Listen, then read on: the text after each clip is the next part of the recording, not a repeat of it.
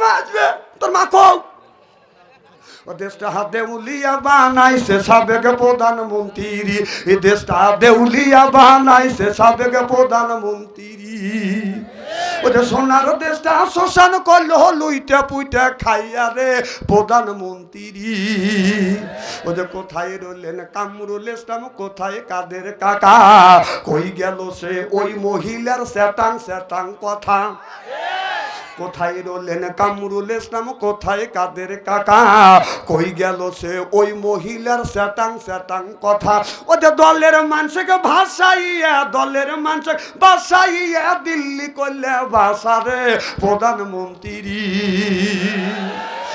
41 সাল পর্যন্ত ক্ষমতায় থাকিবে নমরুদের মতো দেশটা শাসন করিলে মোর বাবার দেশ 41 সাল পর্যন্ত ক্ষমতায় থাকিবে নমরুদের মতো দেশটা শাসন করিলে ও যে ছাত্রদের ওই রক্ত নিয়ে কেমন খেলা খেললে রে প্রধানমন্ত্রী এই দেশটা দেউলিয়া বানাইছে সাবেক প্রধানমন্ত্রী সিল্লে বলুন ঠিক কিনে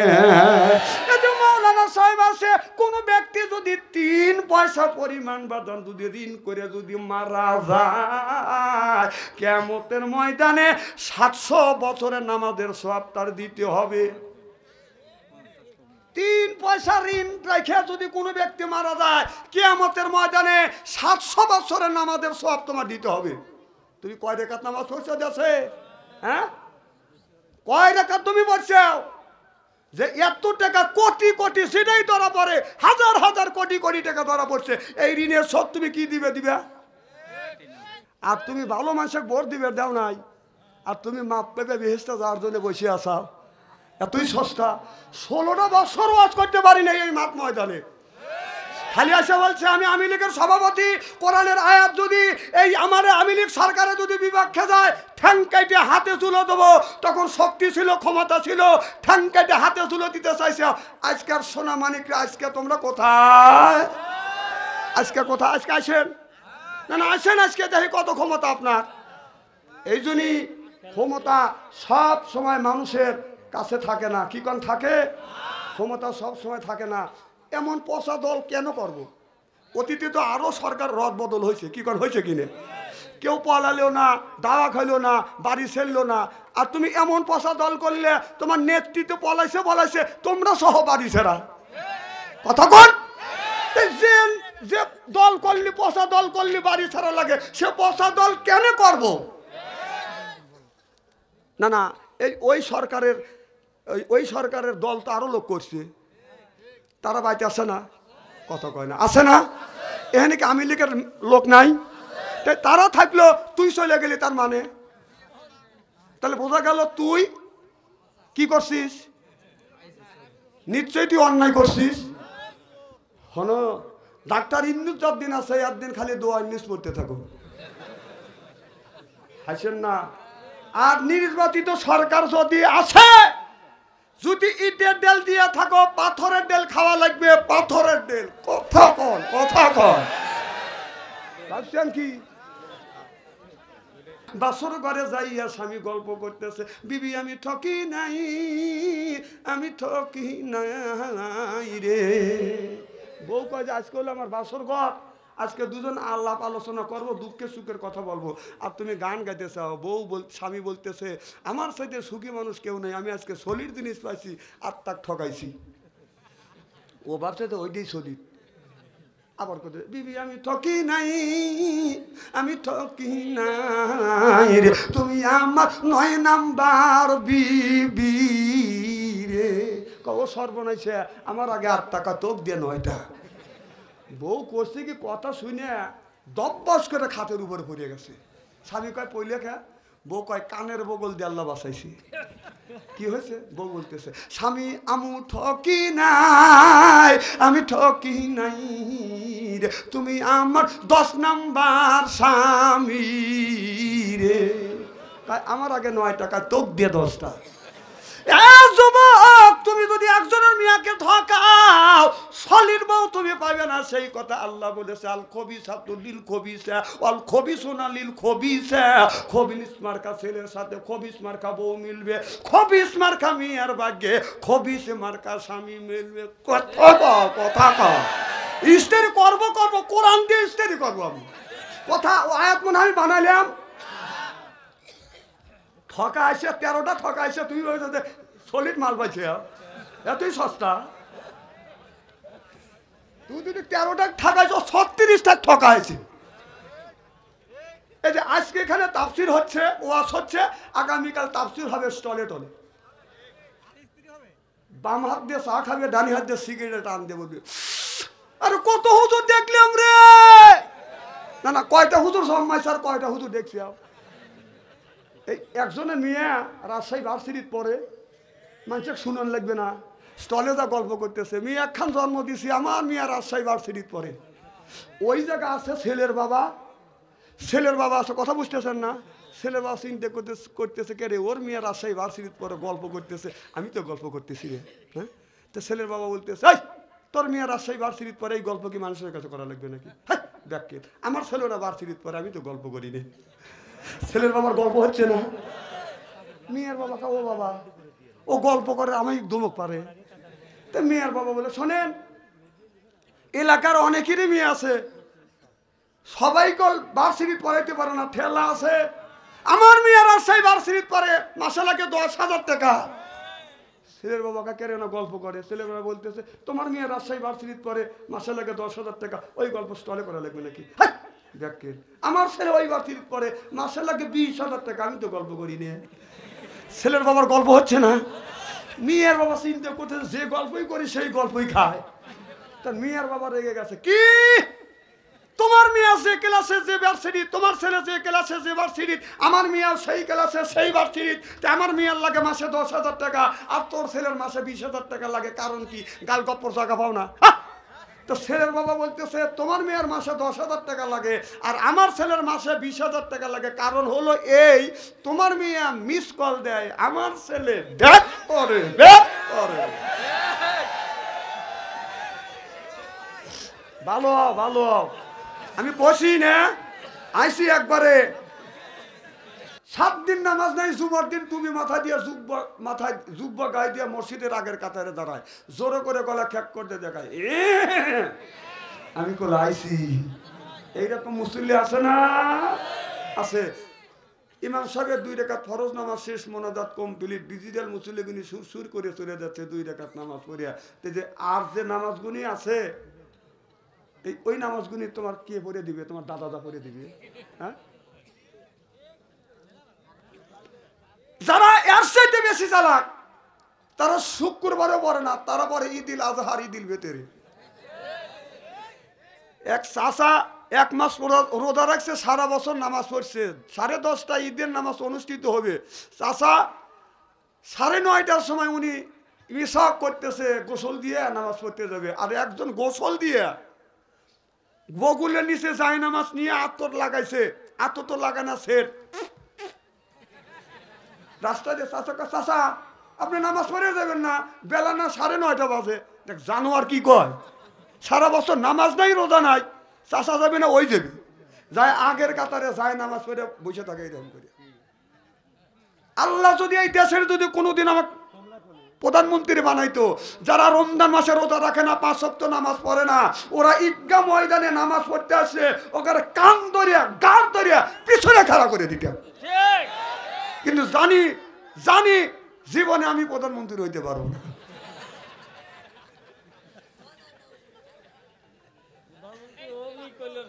আর একটা তার চাইতে যারা বেশি চালাক, তারা ঈদুল আজহা ঈদুল ফিতরের নামাজও পড়ে না, তারা শবে বরাতের দিন নামাজ পড়ে যায়, ওই দিন নামাজ পড়ে। একজনে জিজ্ঞেস করলাম কয় রাকাত পড়লেন? হুজুর 69 রাকাত পড়ছি। ডাকাত কয় কি 69 রাকাত নামাজ আছে? পরে আল্লাহর কাছে বলতেছে আল্লাহ নামাজ পড়ছি তুমি বাংলাদেশ আমার নামে লিখে দিও। আল্লাহ কয় দেব না তো। তার চাইতে যারা বেশি চালাক তারা শবে বরাতের দিনও যায় না, ওই নামাজে গেলে শরিক হয়, জানাজার নামাজে যা শরিক হয়, ওই নামাজে গেলে খাওয়া পাওয়া যায়। আছে না নাই? এই যে এমনও মানুষ আছে আপনাদের গ্রামে দেখেন, অনেক মানুষ আসছে আর কিছু লোক আসে নাই, ওরা বলতেছে কবরস্থানে যাব, গেলে একবারে যাব, অত টাকা পড়ছে বারবার আসবে, ওই দিন আইসে ওইভাবে থাকি। কথা কয় না রে, একবার এসে ব্যক্তি দিয়ে থাকবে, তখন তোকে কি করবে? আমার আগে কয়েকদিন আগে মাহফিল করতেছে, আমার আগে একটা বক্তা কবরস্থানে এরকম মাহফিল, ওই বক্তা বলতেছে, হ্যাঁ কবরস্থানে মাহফিল, আপনি কবরস্থানের ওয়াজ করলেন না? আপনি কি ওয়াজ করলেন? বাপ মা কবরের মধ্যে শুয়ে রয়েছে, তারা কি করতেছে সেই ওয়াজ করলেন। বক্তা আথালে বাতালে গালি পেরে নামা দিল। তা আমি উঠলাম, যদুর বাপ মাও কি করতেছে, দাদা দাদি কবরের মধ্যে কি করতেছে সেই ওয়াজ করেন। কম তোর বাপ মা যদি ভালো কাজ করে থাকে ভালোভাবে হয়েছে, আর যদি না থাকে গুতনি খাইতেছে। কবরের ভিতরে ওয়াজ কি রে? এই জানোয়ার, ওয়াজ করা লাগবে দুনিয়ায়, কবরের দুনিয়ার থেকে কবরের কাজ করে যাবি, সুখে থাকবি।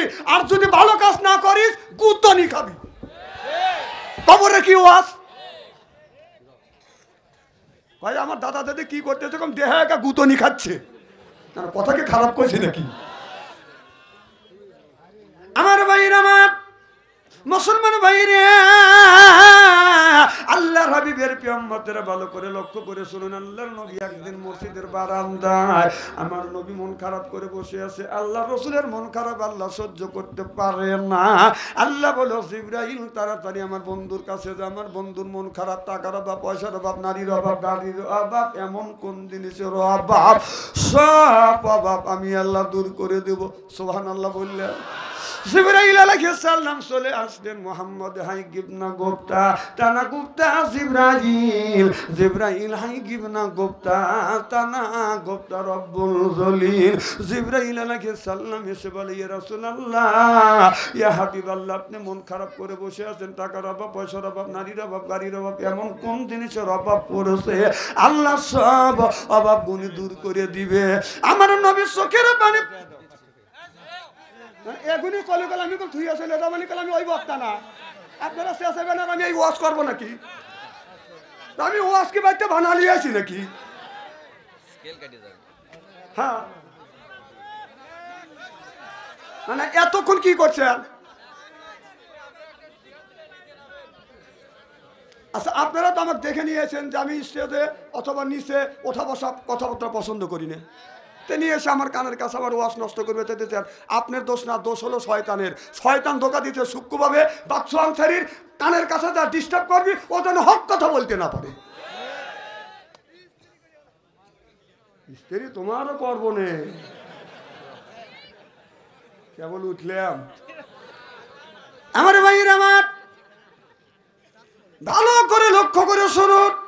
ও বাজার, আমার নবী চোখের পানি ফেলে দিয়ে কান্দে আর বলে, জিবরাইল দে, টাকা পয়সা, নারী গাড়ি, কোনো জিনিসের অভাব না, কবরের মধ্যে আমার উম্মতের কি হবে সেই চিন্তায় আমি নবী অস্থির। সুবহানাল্লাহ।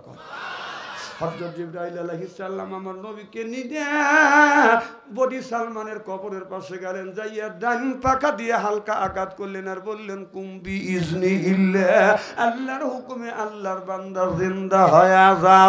দেখা গেল কবরের মাটি ফাটতে লাগলেন, লাফাতে লাগলে কবরের ভিতর থেকে আল্লাহর একটা বান্দা বের হয়ে আসলেন। এত সুন্দর চেহারা, মনে হয় চেহারা দিয়ে বাদান নূর চুমকিচ্ছে। পা আম্মা মান সাকুলাত মাওয়াজিনুহু, আল্লাহু আকবার বললেন না? দেখা যাক অন্ধকার রাত্রিতে একটি তারকা আকাশে যেমন উদিত হয়, এই তারকাটা যেমন ঝিকমিক ঝিকমিক করে বাদান জ্বলতেছে, ওই লোকটা চেহারা থেকে নূরের আলো ঝিকমিক ঝিকমিক করে বাদান জ্বলতেছে। আকাশের তারা গুলো, আকাশের তারা গুলো ঝিলিমিলি জ্বলছে, হাবিব এসেছে, রাসূল এসেছে, আমার নবী এসেছে, হাবিব এসেছে। জোর কান মারহাবা। এই দৃশ্য দেখানোর পর পাখা দ্বারা জিব্রাইল আঘাত করলেন, আল্লাহর বান্দা কবরের মধ্যে চলে গেলেন।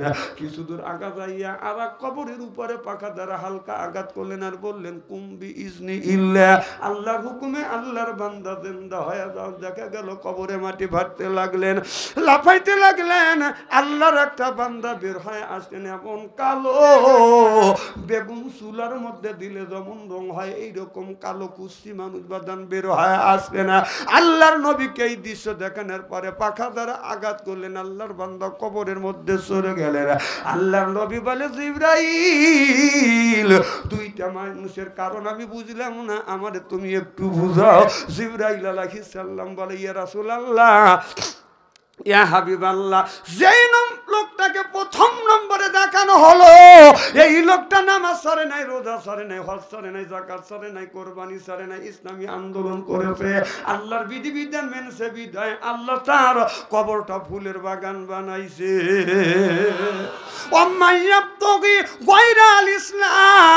ইসলাম ছাড়া অন্য কোন তন্ত্রমন্ত্র জাতীয়তাবাদ ধর্ম নিরপেক্ষ মতভেদ কেউ যদি কায়েম করে ফালি উকবালা মিনহু, ওর নামাজ রোজা হজ আর যাকাত আল্লাহর দরবারে কবুল হবে না, হতে পারে না।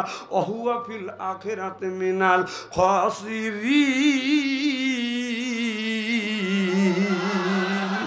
আখিরাতের আদালতে এই মানুষটা বাদান বিভক্তর কাতারে দাঁড়াইবে। এবার নবী বললেন বুঝলাম তো, এক নাম্বার মানুষের খবর বুঝলাম, দুই নাম্বার মানুষটার কারণ কি? জিবরাইল আলাইহিস সালাম বলল, দুই নম্বরে যেই লোকটাকে দেখানো হলো নামাজ পড়ে নাই, রোজা রাখে নাই, হজ করে নাই, যাকাত দেয় নাই, ধর্ম নিরপেক্ষ মতভেদকে গিরিপ করে ধরেছে, আল্লাহর বিধিবিধান মানে নাই, কোরআনের আন্দোলন করে নাই, কোরআনের আন্দোলন যারা করছে তাদের উপরে তারা বাধা প্রয়োগ করছে। কথা বুঝতেছেন না? এই জন্য আল্লাহ কবরের মধ্যে আগুন জ্বলা দিয়েছে। মৌতু কাউসিন কুল্লু নাফসিন সাদিবু, মৌতু কাউসিন কুল্লু নাফসিন সাদিবু, আল কবর বাইতেন কুল্লু নাফসিন দাখিলুন। হাদিস শরীফের মধ্যে আসছে, সেই লোকটা ফজরের নামাজ কাজা করবে, ফজর নামাজ কাজা করার কারণে 7টা ফজর থেকে জোহর পর্যন্ত কামড়াইবে, জোহর নামাজ কাজা করার কারণে 7টা জোহর থেকে আসর পর্যন্ত কামড়াবে, আসর নামাজ কাজা করার কারণে 7টা আসর থেকে মাগরিব পর্যন্ত কামড়াইবে, মাগরিব নামাজ কাজা করার কারণে 7টা মাগরিব থেকে এসা পর্যন্ত কামড়াবে। কবি বলে কোনখানে ঘুরিয়া বেড়াও, হীরারও পাহাড় সরে বেড়াই এই জগতে বীরের জানোয়ার, একা কামড়ের জ্বালায় 1000 বছর দায়, এমনি করে কামড়াইবে লাখো লাখো বার। ও বাজান, আগুনের বিষাক্ত সাপ কবরের মধ্যে যায়, একটা বার করে কামড় দিবে, একটি কামড় দিবে, কামড়ের যন্ত্রণায় 1000 বছর পর্যন্ত জ্বলতে থাকবে, পুড়তে থাকবে। তাহলে বলুন আমাদের দরকার আছে না বাজান নাই? আমার দিল সোনায়, আমার মন সোনার, আল্লাহ নামাজ কাজা কইরো না।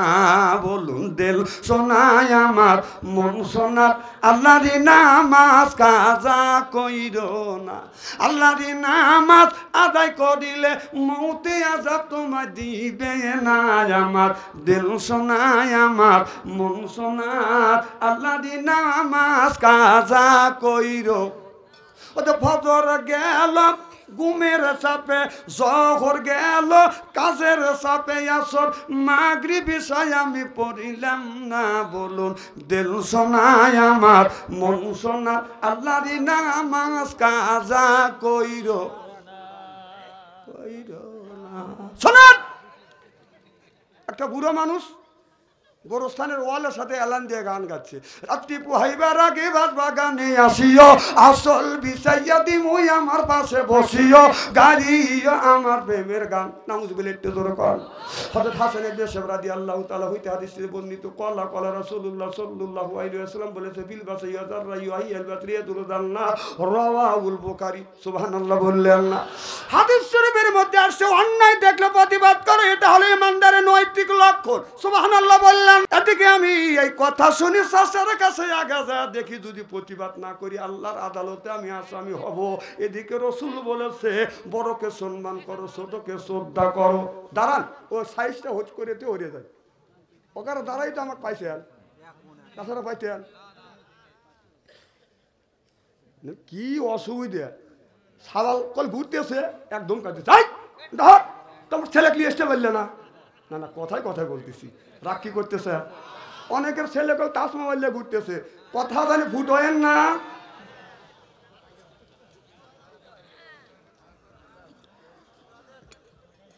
কি জানে বলতেছিলাম? ও আমি বললাম চাচা আমি একটা গায়ান গাই। চাচা শিখতে উঠলো তুমি হুজুর মানুষ গায়ান গাও। তখন হাদিস শরীফের মধ্যে আসছে ও হাল্লিমুল কিতাব আল হিকমা, হিকমত অবলম্বন করো মানুষ জানি কষ্ট না পায়। আমি তখন হিকমত অবলম্বন করলাম চাচা আপনার বয়স কত? 80 থেকে 85 বছর বয়স। আমি বললাম চাচা 80 থেকে 85 বছর বয়সে যদি আপনার মনে ফয়েজ জাগে, আমি তো একজন ইয়ং ম্যান। কথা বুঝতেছেন না? 25 থেকে 30 বছর আগেকার ঘটনা।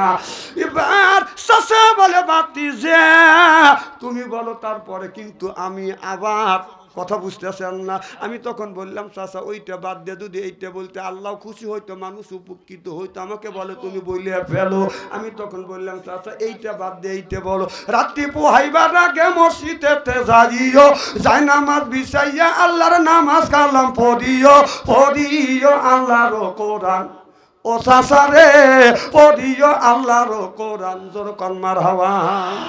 চাচা আমার গজল শুনিয়া চোখের পানি ধরে রাখতে পারে না, চোখের পানি ফেলে দিয়ে দিয়ে কান্দে। আমি বললাম চাচা আপনি কি আমার আচরণে ব্যবহারে কি আপনি কষ্ট পেয়েছেন? চাচা বলে বাতি যে কষ্ট পাই না, তুমি কোরআন দিয়ে হাদিস দিয়ে একটা গানকে কোরআন দিয়ে হাদিস দিয়ে নামাজ দিয়ে তুমি বুঝ দিলে আমার অন্তর চোখ খুলে গেল। আজকে তোকে তোবা করলে জীবনে অশ্লীল গান বাজনা গাবো না, আল্লাহর ঘর মসজিদ কোনোদিন ছাড়বো না। সিল্লে এখন মারহাবা। মাইয়াদি আল্লাহু ফালামুদিল্লাহিলা ওয়া মাইয়া দিলিল হুফালা হাদি। আল্লাহ আল্লাহ তারে হেদায়ত করে, মানুষ তারে গোংরা বানাইতে পারে না। আল্লাহ তারে গোংরা বানায়। আমার মতো মৌলবি বাইতে খাওয়াইলে এই লোকটা হেদায়ত নসিব হবে না। সিল্লে এখন হবে। হেদায়তের মালিক কি? আরো জোরে, জোর হইল না, জোরছে বলুন মারহাবা কর। খুলে নেই ওয়াজ যখন করাই লাগবে আমার আনসার ভাই তো আমাকে সহজে ছেড়ে দেবে নি। না না আমার মিতা যতক্ষণ বলতে বলে আর আব্দুল কাইম ভাই যতক্ষণ বলে এতক্ষণ আসি। উঠছি যখন 11টায় ফজরের নামাজ পড়া ছেড়ে দেবো না।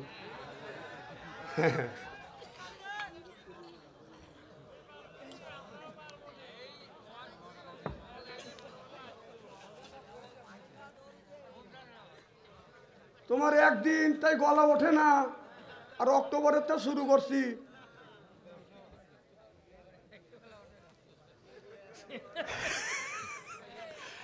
আমার ভাইরা, আমার মুসলমান ভাইরে, আল্লাহর হাবিবের উম্মতেরা ভালো করে লক্ষ্য করে শুনুন। তাহলে আল্লাহ কোরআন কারিমের মধ্যে 80 থেকে 82 জায়গা বললেন ওয়াকিমুস সালাহ, নামাজ কায়েম করো। অত যাকাত, যাকাত আদায় করে কথা কার? নামাজের কথা আল্লাহ 80 থেকে 82 জায়গা বললেন, যাকাতের কথা 30 জায়গা।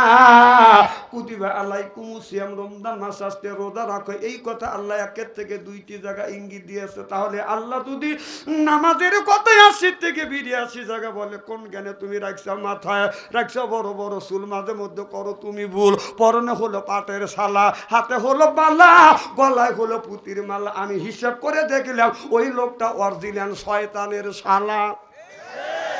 নামাজ নাই, রোজা নাই, হজ নাই, যাকাত নাই, কয়ে খাসার। এটা খাসার ভিতর আছেন, পাখি ঢুকলো কিভাবে? ওই যে খাসার ভিতর আছেন, পাখি ঢুকলো কিভাবে? মুর্শিদকে না খাইলে সানা পাখি কি খাবে? হায় হায়, মুর্শিদ খাইলে মা কোন সানা, পাখির তো খাওয়া হইল না।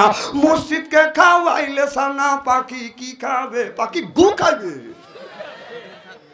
এই পাখি সে কোরআন তিলাওয়াত করো, পাখি কলে, পাখি বলে নামাজ পড়ো, পাখি কয়ে রোজা রাখো, পাখি বলে বেশি বেশি করে জিকির করো। রসুল বলেছে কুল্লু সাইয়ের সেকালাতুল কুলু বিহিল জিকরুল্লাহ। আপনার জিকির করলে বাদান কলবের ময়লা আল্লাহ পরিষ্কার করে দেয়। ও মনে বাবলা পাতা দাগ লেগেছে, এই কাপড়ে যদি ময়লা ভরে সাবান ছোটা দিলে পরিষ্কার হয়। মনের ময়লা কি দিয়ে তুমি মুছবে? ও মনে বাবলা পাতা দাগ লেগেছে, ধুইলে কি যায় সাবানে, সাবানে। মনের ময়লা মুছবে কেমন? এ খাজর যায় না রে ধুলে, স্বভাব যায় না রে মোলে, শিকার গায়ে গন্ধ যাবে গোলাপ জল দিলে। মনের ময়লা মুছবে কেমনে? কুল্লে সাইল শিকালাতুল করবি জিক্রিল্লাহ, বেশি বেশি করে জিকির করো, কলবের ময়লা আল্লাহ পরিষ্কার দিবে। চিল্লে এখন মারহাবা, নারে তাকবীর। ঠিক আছেন তো ইনশাল্লাহ? চলবে তো? এইভাবে যদি ঘন্টা দেড়েক আলোচনা করি, শোনার জন্য রাজি? হাত তুলে দেখান তো দেখি, রাগ করবেন কারা কারা?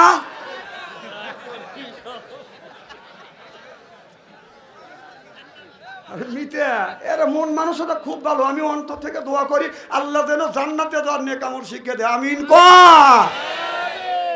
আমার ভাইরা, আমার আলী রাদিয়াল্লাহু তাআলা আনহু এক কবরের পাশে দাঁড়াই এক কবরওয়ালাকে সালাম দিছে, আসসালামু আলাইকুম, হে কবরবাসীরা তোমরা কেমন আছো?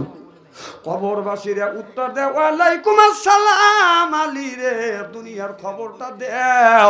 এবার কবরবাসীর কাছে বলতেছো, কবরবাসী তুমি কেমন আছো? কবরবাসী বলতেছে, দুনিয়ার খবর দাও, আমার বেটা বিটি বাড়িঘর কেমন আছে?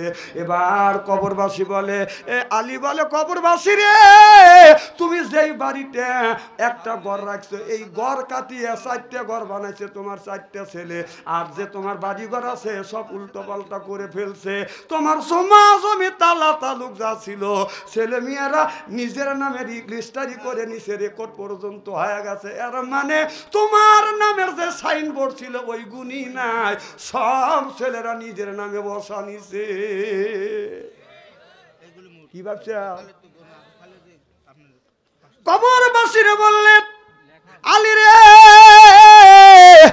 এই কবরের মধ্যে আমি এমন অশান্তির মধ্যে আছি। আর একজন বলে আমি শান্তির মধ্যে আছি, আর একজন বলে আমি অশান্তির মধ্যে আছি। আলী বললেন, কেমন তুমি অশান্তির মধ্যে রয়েছো? এবার আলীকে বললে, আলী রে আমি দুনিয়ায় ভালো কাজ করি নেই, নামাজ পড়ি নেই, শুধু মিথ্যা কথা বলছি, মানুষের সাথে অন্যায় করছি, খারাপ ব্যবহার করছি, পড়ার বোর্ডটা জোর করে নিয়ে হক আলার হকের বোর্ড আমি দিতে দেই নেই। আল্লাহ কবরের মধ্যে গুতনি শুরু করছে। কথা কন না খেয়া? আপনি যদি হক করলে হক করলে ইবাদত, একটা হলো আল্লাহর হক আর একটা হলো বান্দার হক। আপনি যদি আল্লাহর হক নষ্ট করেন, নামাজ পড়েন নাই, আল্লাহ ইচ্ছা করলে মাফ করে দিবে, রোজা রাখেন নাই, ইচ্ছা করলে মাফ করে দিবে, কিন্তু বান্দার হক যদি তুমি নষ্ট করো জীবনেও আল্লাহ রব্বুল আলামিন মাফ করে দিবে না। ওই লোকটা যদি মাফ না দেয়, চিল্লাইয়া কন মারহাবা। ওই লোকটা যদি মাফ করিয়া দেয় মাফ পাবে, নইলে বাদান কোনোদিন মাফ পাবে না। আপনি অন্যায় ভাবে আমার মিতে আনসার সাহেবকে আপনি গালি দিয়েছেন অথবা একটা থাপ্পড় লাগাইছেন, আপনি মাফ করে দিবেন। আমার ভাই যদি মাফ না করে দেয় আপনি মাফ পাবেন। আফামা হক্কা আলাই কলেমাতুল আযাব। আল্লাহ বলে, নবী গো আপনি কি পারবেন তাকে জাহান্নামের হাত থেকে বাঁচাইয়া জান্নাতে নেওয়ার জন্য? রাসূল বললে, আফা আনতা। আল্লাহ বলল, আফা আনতা তুনফিজুল মান ফিন্নার। আল্লাহ নবী বললেন, এত আমার ঠেকা পড়ে নাই। ওই লোকটা অন্যায় করিবে আর লোকটাকে সাফায়াত করে আমি জান্নাতে নেব। যার কাছে অন্যায় করছে সেই যদি মাপ দেয় আমি তবে মাপ দেব, আমার কোনো আপত্তি নাই। আল্লাহ সব হলো তোমার এখতিয়ার, তুমি যদি মাপ করে দেওয়া দিতে পারো, না দিলে আমার কোনো আপত্তি নাই। কথা বুঝতেছেন না? আফামা হাক্কা আলাই কলেমাতুল আযাব। আল্লাহ বলছে, আফা আনতা, হে নবী আপনি কি পারবেন তুনফিজুল মান ফিন্নার, ওই লোকটাকে জাহান্নামের হাত থেকে বাঁচাইতে? কারে বলতেছে? রাসূলকে বলতেছে। আপনি কি পারবেন ওই লোকটাকে জাহান্নামের হাত থেকে বাঁচাতে? রাসূলকে আমি পারবো না, কারণ ওই লোকটা যদি মাপ দেয় তবে যদি মাপ পায়। আর তুমি ভালো মানুষের বোর দিবে দাও নাই, আর তুমি মাপ পেবে বেহেশতে যাওয়ার জন্য বসে আসা। এতই সস্তা। 16টা বছর ওয়াজ করতে পারি না এই মাঠ ময়দানে। খালি আসে বলছে আমি আওয়ামী লীগের সভাপতি, কোরআনের আয়াত যদি এই আমার আওয়ামী লীগ সরকারে যদি বিপক্ষে যায় ঠ্যাং কেটে হাতে তুলে দেবো। তখন শক্তি ছিল, ক্ষমতা ছিল, ঠ্যাং কেটে হাতে তুলে দিতে চাইছে। আজকের সোনা মানিকরা আজকে তোমরা কোথায়? আজকে কোথায়? আজকে আসেন না, না আসেন, আজকে দেখি কত ক্ষমতা আপনার। এই জন্যই ক্ষমতা সব সময় মানুষের কাছে থাকে না। কি কোন থাকে? ক্ষমতা সব সময় থাকে না। এমন পচা দল কেন করব? অতীতে তো আরো সরকার রদ বদল হয়েছে। কি কোন হয়েছে কিনে? কেউ পলালেও না, দাওয়া খাইলো না, বাড়ি ছেড়লো না। আর তুমি এমন পচা দল করলে তোমার নেতৃত্ব পলাইছে তোমরা সহ বাড়ি ছেড়া। কথা কোন? যে দল করলি, পচা দল করলি বাড়ি ছাড়া লাগে, সে পচা দল কেন করব? না না, ওই সরকারের দল তো আরো লোক করছে, তারা বাড়িতে আসে না। কথা কয় না, আসে না? এখানে কি আওয়ামী লীগের লোক নাই? তারা থাকলো, তুই চলে গেলি, তার মানে তাহলে বোঝা গেল তুই কি করছিস? নিশ্চয়ই তুই অন্যায় করছিস। হন ডাক্তার ইন্নুস যতদিন আছে একদিন খালি দোয়া ইন্নুস পড়তে থাকো, হাসেন না। আর নির্বাচিত সরকার যদি আছে, যদি ইটের ডেল দিয়ে থাকো, পাথরের ডেল খাওয়া লাগবে, পাথরের ডেল। কথা কন, কথা কন, ভাবছেন কি? তা বাদে চাষটারে বসে বসে চা খাকা মাছবে তোর মাখো। ও দেশটা দেউলিয়া বানাইছে সাবেক প্রধানমন্ত্রী, এই দেশটা দেউলিয়া বানাইছে সাবেক প্রধানমন্ত্রী। ওদের সোনার দেশটা শ্মশান করলো লুইটা পুইটা খাইয়া রে প্রধানমন্ত্রী। ওদের কোথায় রইলেন কামরুল ইসলাম, কোথায় কাদের কাকা? কই গেল সে ওই মহিলার স্যাটাং কথা? কোথায় রইলেন কামরুল ইসলাম, কোথায় কাদের কাকা? কই গেল সে ওই মহিলার স্যাটাং কথা?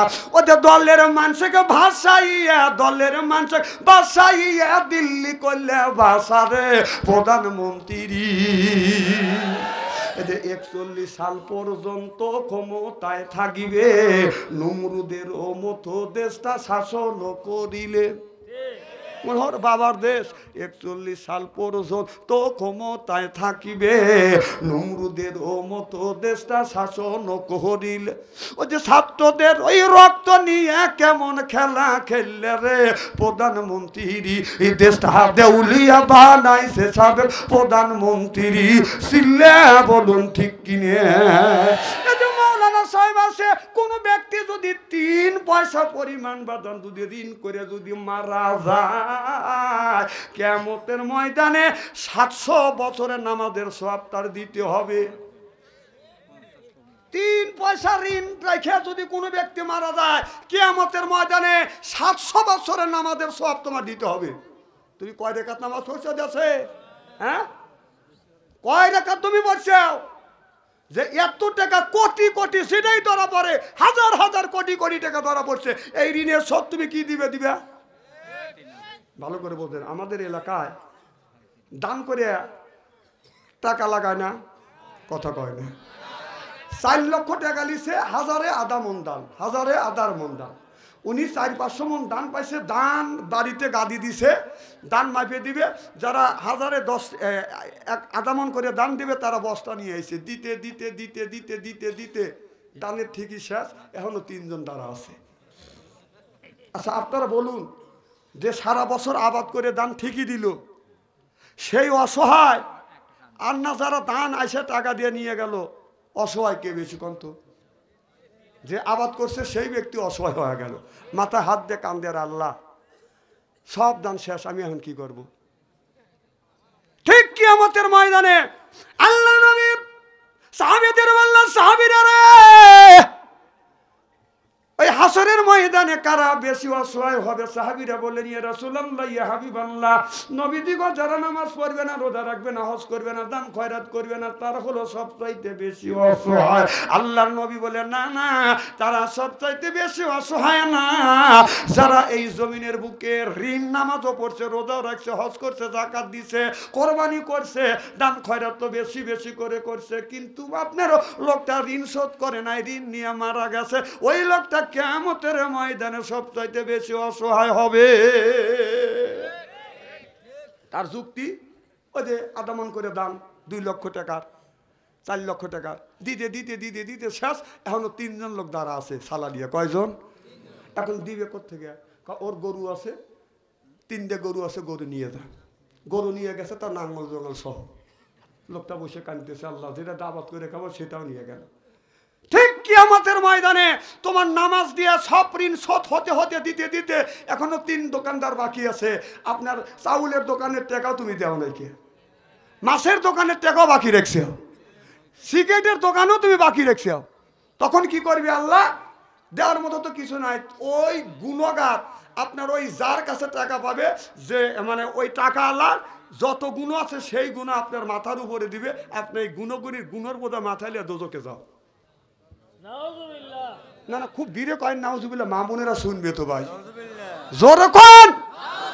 এদিনই কথা খায়ও না। দোকানে গেলে দেখেন চাষটালে যদি যাওয়া যায়, যদি একজন লোক যদি পরামানিক জাতীয় যদি লোক থাকে, গরিব মানুষ ভ্যান চালায়, রিক্সা চালায়, কামলা বিক্রি করে খায়, সেই পরামানিককে কয়, পরামানিককে কয়, পরামানিককে চা দেখা, চা খাবে দেও, হ্যাঁ হ্যাঁ করে চা খায়, কত করে পরোটাতে খায়, চা খায়, আবার পানও খায়, আবার সিগারেটও খায়। তো গরিবেরটা খালি তো লজ্জা করলো না? রসুল বলেছে তুহিব্বু, খালি খায়ও না, খাওয়ায়।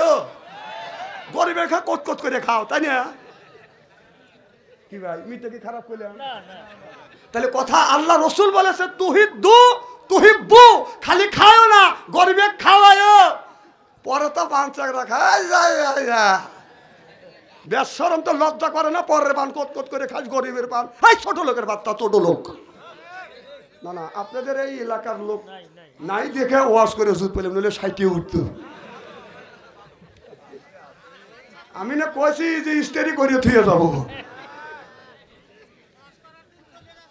হ্যাঁ?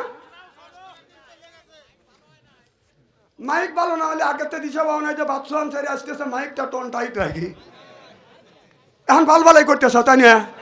আমি বলি এইগুলি পছন্দ করি না। খারাপ হয়েছে, আমার ভাগ্য খারাপ হওয়া গেছে। কথা কোন, যতক্ষণ ঠিক কিনা? পিছনের বাইরে ভালো আছেন তো? ঠিক আছেন? এই আপনারা ঠিক আছেন? নারায়ণ তাকবীর। আমার ভাইয়ের আমার আরো আগা নেবো। আচ্ছা, এই যে এখানে 3-4 জন লোক বসা যাবে, দেখেন কিভাবে সোজা করে রাখছে আতাল, দেখেন ওনারা শোনেন, এরা গেরি মানুষ যাতে এনতে যায় তাবারক জানি দিবে ধরে, এরা তাবারক নিয়ে আসলে এরা বলবে রাস্তা রাখছি এখান দিয়ে, ওখানে আমি বুঝি না।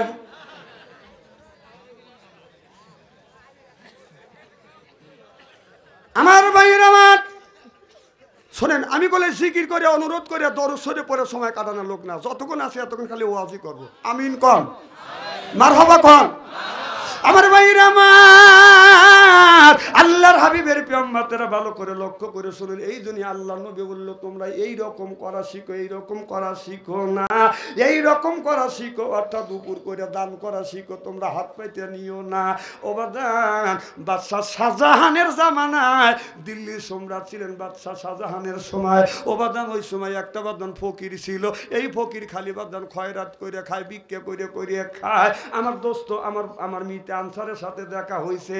আমার মিতে আনসার বলতেছে, তুমি জীবন ভর আজ 20 বছর ধরে তুমি খালি খয়রাতে করেই খাও, খয়রাতে কি বাদ দিবে না? কয় খয়রাতে করবো না, মানুষের কাছে টাকা চাইলে 1 টাকার বেশি দেয় না। আপনার 100 টাকা যদি আপনার ভিক্ষা করতে হয়, 100 জনের কাছে যা হাত পাতা লাগে, কথা কয় না, তা বাদে হয় 100 টাকা। এই 100 টাকায় কি হয়?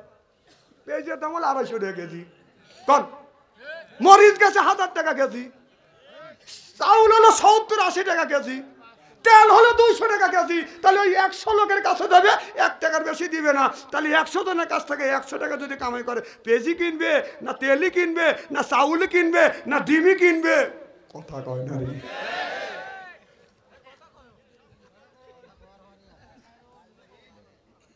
না কইতেছেন যে এখন জোরে কইতেছেন না, এই 1 ঘন্টা শুরুই করলাম না, কথা কওয়ার পারি আছি, রাগে যা হারলেন। আর আমরা তো রাগি না, অত পাম দেওয়া লাগবে না, বুড়ো মানুষের এত পাম খেয়া। ও স্ত্রী হওয়ার দরকার আছে। আমার ভাইয়ের আমার, কি যেন বলতেছিলাম, ভিক্ষা করে তখন আমার মিথ্যা আনসার মাওলানা সাহেব বলল, তুমি ভিক্ষা করো, বাদশাহ শাহজাহানের কাছে যা, মোটা অঙ্কে দিলে আর জীবনে তোমার ভিক্ষা করা লাগবে না। ওই ফকিরটাই কথা শুনিয়ে বাদান শাহজাহানের দরবারের দিকে বাদান রওনা করলেন। ও বাদান ওখানে গেট দারোয়ান বাদান বাদান 7টা গেটে 7টা দারোয়ান আছে। দারোয়ানের কাছে যা বলতেছে, আমি বাদশাহ শাহজাহানের সাথে দেখা করতে চাই। কয় না না, দেখা করা যাবে না, এনটা বেগে যাও। এবার লোকটা চোখের পানি ফেলে দিয়ে দিয়ে কান্দে, ভাই রে আজ আমি 2 দিন ধরে অনাহারে আছি। ও ভাই জান, আজকে যদি তোমার ভাই হইতাম তুমি কি আমাকে যাইতে দিতে না? এবার ওই দারোয়ানের মা লেগে গেছে, আমি ছাইরে দিলাম, আমার পরে আরো 6টা দারোয়ান আছে, তাদের মধ্যে কেমন করে তুমি প্রবেশ করবে? এক একটা দারোয়ানের এইরকম চেহারা, মোষটা হলো এইরকম। কথা বুঝতেছেন না? এবার বলে প্রথম দারোয়ানকে বলতেছে, ভাইজান আপনি একটু ছাড়িয়ে দেন, আর 6টা গেট পার হয়, এটা হলো আমার ক্যাপাসিটি। প্রথম গেট ছাড়িয়ে দিছে। দ্বিতীয় দারোয়ানের কাছে গেছে। দ্বিতীয় দারোয়ান বলতেছে, তুমি ঢুকলে কেন? যা বলতেছে গেটটা খুলে দেয়া। কেন গেট খুলবো? তুমি কে? কয় আমি কে? ওই যে প্রথম দারোয়ানের কাছে শুনিয়া যা যা শুনিয়া। প্রথম দারোয়ান দ্বিতীয় দারোয়ান চুমকে উঠছে, নিশ্চয়ই যে কড়া দারোয়ানে পাড়ি দিয়ে আসছে, নিশ্চয়ই ওর কিছু হয়। এই দারোয়ান দ্বিতীয় দারোয়ান প্রথম নাম্বার দারোয়ানের কাছে যাওয়ার আগেই 3 নাম্বার দারোয়ানের কাছে যা বলছে, গেট খুলে দে। কয় তুই কে? কয় আমি কে? তুই চিনিস না? 2টে গেট মারিয়ে আসছি। সেও বাদান খুলে দিছে। সুবহানাল্লাহ বললেন না? যায় দেখে ভিতরে একটা মসজিদ আছে। যা বলতেছে, আপনার বাদশাহ শাহজাহান কই? বলে রাজদরবারে নাই, ওই যে মসজিদের মধ্যে আছে। লোকটা যায় দেখে বাদশাহ শাহজাহান আল্লাহর কাছে হাত তুলে বলতেছে, মওলা তুমি বাদশাহ, আমি হলাম তোমার ভিক্ষুক। আল্লাহ ভিক্ষুক যদি দুনিয়ার মানুষের কাছে ভিক্ষুক যদি যা চায়, এই ভিক্ষুককে সৈন্য হাতে ফেরত দিতে লজ্জা পায়। আল্লাহ তুমি বাদশার বাদশাহ, আর আমি ভিক্ষুকের ভিক্ষুক, তোমার কাছে ভিক্ষা চাই। আল্লাহ আমার দেশটা যেন সঠিকভাবে পরিচালনা হয়, এই দেশে তুমি রিজিক দাও, বরকত দাও। এবার ওই ফকির দেয়া চিন্তা করতেছে, আমি আছি বাদশাহ শাহজাহানের কাছে ভিক্ষা চাওয়ার জন্য। বাদশাহ শাহজাহান কার কাছে ভিক্ষা চাই? আর যে লোকটা আমার যার কাছে আমি আসছি ভিক্ষার জন্য, সেই আরেকজনের কাছে ভিক্ষা চায়। ভিক্ষা করা টাকা আমার কাছে দিবে, আর আমি ওর কাছ থেকে ভিক্ষা নিব না। এবার ফকির যখন চলে আসতে চায়, বাদশাহ শাহজাহান মোনাজাত কমপ্লিট করে বলতেছে, কে? কয় আমি একটা ফকির। কিসের জন্য আসছিল? কয় আমি আপনার কাছে ভিক্ষার জন্য আসছিলাম। কয় কি চাইবে? চাও, যা চাইবে আমি তোমারে দেব। এবার ফকির বলে, তুমি একজন ভিক্ষুক, তুমি কার কাছে চাই? কয় আমি আমার আল্লাহর কাছে চাইছি। কান্দে কান্দে চাইছি। কয় তুমি যেই আল্লাহর কাছে চাইছো, আমার অন্তর চোখ খুলে গেছে, সেই আল্লাহর কাছে ভিক্ষা চাবো, তোমার মতো শাহজাহানের কাছে ভিক্ষা চাবো না। চিল্লে এখন মারহাবা নারে তাকবীর। ভিক্ষা যদি চাই আল্লাহর কাছে চাবো, জোর কান কার কাছে চাবো? যদি অসুবিধা যদি পড়ি, সাহায্য যদি চাওয়ার দরকার হয়, কার কাছে সাহায্য চাবো? এই যে আমাদেরকে বারবার নির্যাতন করছে, আমাদের জেলের মধ্যে, আপনার জেলের মধ্যে ঢুকাইছে, রাস্তা দিয়ে গেছি আরো সয়া গেছে, থানার মধ্যে বাদান রাখছে, জেলের মধ্যে ঢুকাইয়া রিমান্ডে নিয়ে আমাদের মারধর করেছে। আমরা দুনিয়ার কোনো মানুষের কাছে সাহায্য চাই নেই, সাহায্য চাইছি আল্লাহর কাছে। আল্লাহ সাহায্য করেছে। চিল্লে এখন মারহাবা। অসুবিধায় বলে সাহায্য চাবো কার কাছে? আল্লাহর কাছে। আর আমরা আল্লাহর কাছে সাহায্য না পাই, তুই বেগাতে বলি পরামানিক যা ঘুষ দিই।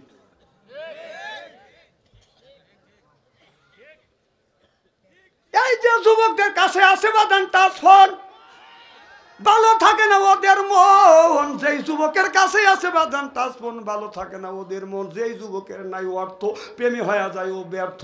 প্রেম করে খাইছে ছাকা, হয়ে গেছে বাঁকা, মন হয়ে আছে ফাঁকা, রাগ করে চলে যায় বাদান ঢাকা। এখন তো ঠিকই কবে। আল্লাহ বলছে, ইয়া আইয়ুহাল্লাযিনা আমানু ও ইমান ইমান যারা আনয়ন করছো, ইমান যারা আনছো, কুয়াং ফুসি কুম আহিলি কুম নারা, নিজে বাঁচো, তোমার আহিল পরিবারকে বাঁচাও। আজকে নিজেও বাঁচলাম না, আহিল পরিবারকে বাঁচাইতে পারলাম না। একটা মেয়ের বয়স 10 বছর, তার হাতে বাদান স্ক্রিন টাচ মোবাইল। ছেলের বয়স হলো 10 বছর, তার হাতে বাদান স্ক্রিন টাচ মোবাইল ফোন দিয়ে, টাচ মোবাইল ফোন দিয়ে ওই বাবা মসজিদে যা নামাজ পড়তেছে, রব্বানা বাবা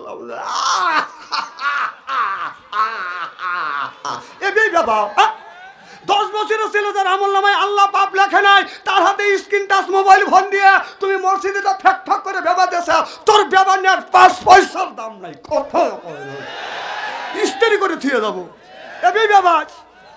এই ছেলে মোবাইলের মধ্যে যত আকাম কুকাম করবে, এই আকাম কুকাম এই পাপগুলি 3 ভাগে ভাগ করা হবে। 1 ভাগ পাবে বাবা, 1 ভাগ মা, আর 1 ভাগ ছেলে। যদি কয় বাবা মারা গেছে, মা মারা গেছে, ওই বাবা মারা যদি যায়, ওই ছেলেটা যদি টাচ মোবাইল কিনে থাকে, ওই ছেলেটা মোবাইলের যত আকাম কুকাম হবে, বাপ মরে গেলেও ভ্যাকসিনেট হয়ে কবরের মধ্যে যাবে। বিশ্বাস যদি না হয় মরিয়া দেখেন, মরিয়া দেখেন, যদি আল্লাহ বাথাম না ফাটা দিছে। হ্যাঁ, ছেলের হাতে টাচ মোবাইল দিয়ে তুমি আল্লাহ আল্লাহ দেহ আর বেবাইতেছ, তোর বেবাই না দেখে কেটা রে? কথা কি খারাপ বলতেছি নাকি? মানে এ কথা তো আমার না, কথা কার? আল্লাহ বলছে কুয়াং ফুসিকুম আহিলিকুম নারা, নিজে বাঁচো, তোমার আহেল পরিবারকে বাঁচা। আজকে নিজেও বাঁচলাম না, আহেল পরিবারকে বাঁচাইতে পারলাম না। ইব্রাহিম আলাইহিস সালাম 86 বছর বয়স হয়ে গেছে, আল্লাহ ছেলে সন্তান দেয়নি। আল্লাহর কাছে বলে রব্বি হাবলি মিনাস সলিহিন, আল্লাহ একটা নেক বেটা দে। আল্লাহ তারে নেক বেটা দান করছে। আল্লাহ বলে আমরা, আল্লাহ তারে নেক বেটা দান করছে, নাম হলো ইউসুফ আলাইহিস সালাম। আমরা যে কোনো জন্ম দিছি তা বেটা না ঠেটা শয়তানের জেঠা, রাস্তা দিয়ে যায় বাদান বাদাইলে এটা বেটা কিয়ামতের দিন খাবে জাতা পেটা। আহলা তুকুম ফিতনা, তুম বেটা বিটি হতে পরীক্ষার বস্তু। বেটা বিটির কারণে মা বাবা বাদান জাহান্নামে যাবে। ইব্রাহিম আলাইহিস সালাম বলে রব্বি হাবলি মিনাস সলিহিন, আল্লাহ একটা নেক বেটা দাও। আল্লাহ বলেন বন্ধু তুমি নেক বেটা চাইলে, আল্লাহ জবাব দিলেন ফাবাসারনাহু বিগুলামিন হালিম।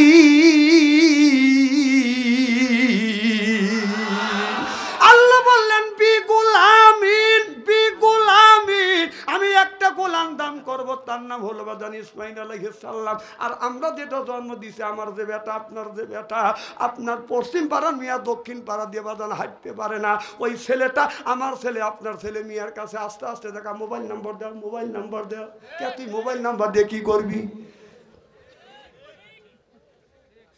এই যে শোনেন, ফজরে জহরে আসরে যখন আজান দেওয়া যায়, যখন মসজিদে আজান দেয় হাইয়া আল্লাহ সালাহ, কুকুর তখন আজান দেয়। কথা বল, বলে কিনা? এর মানে কুকুর কি বাজায়? কুকুর বলে আজান দিছে তাড়াতাড়ি যাও। কথা কয় না রে? ঠিক আমাদের ছেলেরা রাস্তা দিয়ে যদি মেয়েরা যায়, কিছু কিছু যুবক ছেলেরা, সব ছেলেরা না, রাস্তার পাশে দাঁড়া থাকে এতিমের মতো, মেয়েদের কাছে যা বলে ওই কুকুরের গেউ গাও আর তোমার আমার ছেলের গেউ গাও এক। কথা ক, কথা ক। আমি আগেই বলছি যে ইস্তেরি করে ধুয়ে যাবো। হয় বাঙ্গুরা আসবো না, হয় বাঙ্গুরা আসবো না। এক বাঙ্গুরা না আসলে বাচ্চা অন্তরে কি হবে? খুব কি খারাপ লাগতেছে? কি মিটে চলবে তো? নারাত তাকবীর। আব্দুল কাইম ভাই বলাইছে, আরে বন্ধু তুই চলে গেলি আমাকে থুয়ে। উঠলো কেডা? না না, মোটা লাগে হেলে মতো, তোমার বউ ধুয়ে দিয়ে যাবে।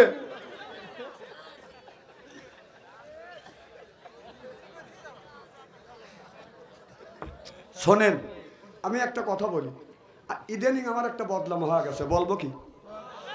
সেটা হচ্ছে এই, আমার মাহফিলে এসে যারা জমে তারা কিন্তু বেশি দিন বাঁচে না। আমার মাহফিলে এসে জমবেন আর মারা যাবেন, আর আমার মিতে আনসারে বলবেন, আর আমার বলবেন যে বাচ্চা অন্তরিক ডেকে নিয়েছিল, এই আনসার সহ দায়। এই দায় কোন আমার মিতের উপরে চাপাইতে পারবেন না, আমার উপরে চাপাইতে পারবেন না। জমেন আর যা করেন হিসাব করে জমেন, জমবেন তো মরবেন। আচ্ছা ওরা যে না আসে আমি এখন কি করবো দেন জায়গা নাই। আচ্ছা আচ্ছা একটু জায়গায় একটু আগা যায় না, একটু আগা আসেন। আবার আমি 1 থেকে 3 পর্যন্ত গুনবো। মহিলা মার্কা পুরুষ কারা এইটা দেখা হবে। আর বেটা আমার নিয়েতে শুনতে হবে। কি যেন বলতেছিলাম মনে আছে? কম তো কি? হ্যাঁ তারা জুমবে, তারা কিন্তু মরবে। আমার ভাইরে, আমার বন্ধুগণ, আমার ভালো করে লক্ষ্য করে শোনো। ও যুবকেরা,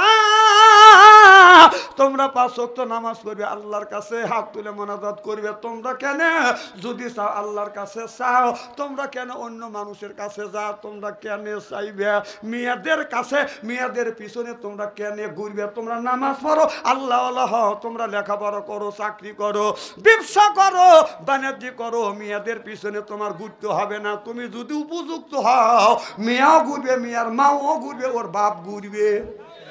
হ্যাঁ তুই কে ঘুরবে?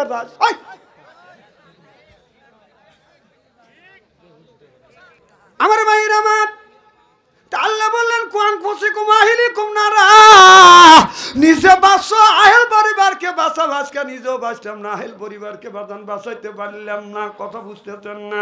হযরত ইব্রাহিম আলাইহিস সালামকে আল্লাহ বলল, বন্ধু ইব্রাহিম, জানের চাইতে যাকে বেশি ভালোবাসো তাকে তুমি কোরবানি করো। ইসমাইল, ইব্রাহিম আলাইহিস সালাম মনে মনে চিন্তা করলেন, ইসমাইলের চাইতে আমি কাউকে বেশি ভালোবাসি না। এবার ইব্রাহিম আলাইহিস সালাম কাছে যাইয়া ছেলেকে বলল, বেটা ইসমাইল, ফালাম্মা, আমি তোমাকে কোরবানি করব। আল্লাহ বলেছে ইব্রাহিম আলাইহিস সালাম বলার সাথে সাথে ইসমাইল আলাইহিস সালাম বলল, আসলামা, আপনি কোরবানি করবেন? আসলামা, আমু কোরবানি হতে রাজি। চিল্লে এখন মারহাবা। ইব্রাহিম আলাইহিস সালাম বলে, ভালাম্মা, তোমাকে কোরবানি করব আল্লাহকে খুশি করবার জন্য। ছেলে বলে, আসলাম, আমি রাজি হয়ে গেলাম কোরবানি হওয়ার জন্য। ছেলে টান হয়ে বাজান শুয়ে বললেন। শোয়ার সাথে সাথে আল্লাহ ডেকে বলে, জিবরাইল তাড়াতাড়ি যা, আমার বন্ধু ইব্রাহিম আলাইহিস সালাম ইসমাইলকে জমিনে শোয়াইছে, আর ছুরি হাতে নিয়ে বিসমিল্লাহ আল্লাহু আকবার বলছে। ছুরিটা এরকম করে যাচ্ছে, বিসমিল্লাহ আল্লাহু আকবার বললে ছুরি কয় ঘন্টা পরে যায়? সাথে সাথে যায়। ছুরি এরকম করে যাচ্ছে। আল্লাহ ডাকতে বলে, ইব্রাহিম তাড়াতাড়ি যা, দেখ আমার বন্ধু নিজের ছেলেকে কোরবানি করবার জন্য জমিনে ফালাইছে। আল্লাহু আকবার বলেছে, ছুরি কিন্তু যাচ্ছে। তাড়াতাড়ি যা, জান্নাত থেকে একটা লোহার টুকরো নিয়ে থুতির নিচে ধর, যেন ছুরিটা ওই জায়গা যেন ঘষা লাগে। সুবহানাল্লাহ বললেন না? আর জান্নাত থেকে একটা দুম্বা নিয়ে যায়, ইসমাইল নবীকে সরাইয়া ছুরি নিচে পাইয়ে দেয়। এবার জিবরাইল আলাইহিস সালাম বলে, আল্লাহ কই রইল মিনের ময়দান? আমি রইলাম 7 তবক আসমানের উপরে বররি গাছের নিচে। সুবহানাল্লাহ বললেন না? আল্লাহ কই মিনের ময়দান? আমি 7 তবক আসমানের উপরে বরই গাছের নিচে। কথা বুঝতেছেন না? আমি কি করব? আল্লাহ বললে তোমার যাওয়া লাগবে। আল্লাহ জিবরাইল আলাইহিস সালামের আপনার 600টা পাখা দিছে। জিবরাইল আলাইহিস সালামের নূরের 600 পাখা এরকম করে টান দিয়ে আসে, দেখে ছুরি যায় নাই, এখনো ছুরি বাজান যাচ্ছে। তার আগেই জিবরাইল আলাইহিস সালাম এসে হাজির হয়ে গেছে।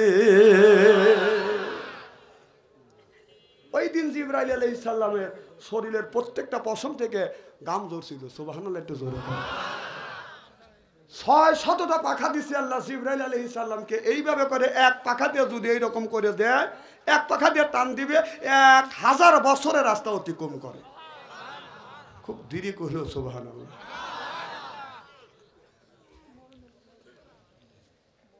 খুবই খারাপ লাগতেছে মনে হয় না?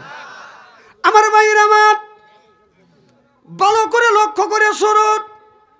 জিবরাইল আলাইহিস সালাম হযরত ইসমাইল আলাইহিস সালাম, ইব্রাহিম আলাইহিস সালাম, ইব্রাহিম আলাইহিস সালাম ইসমাইলকে বাজান চাইছে।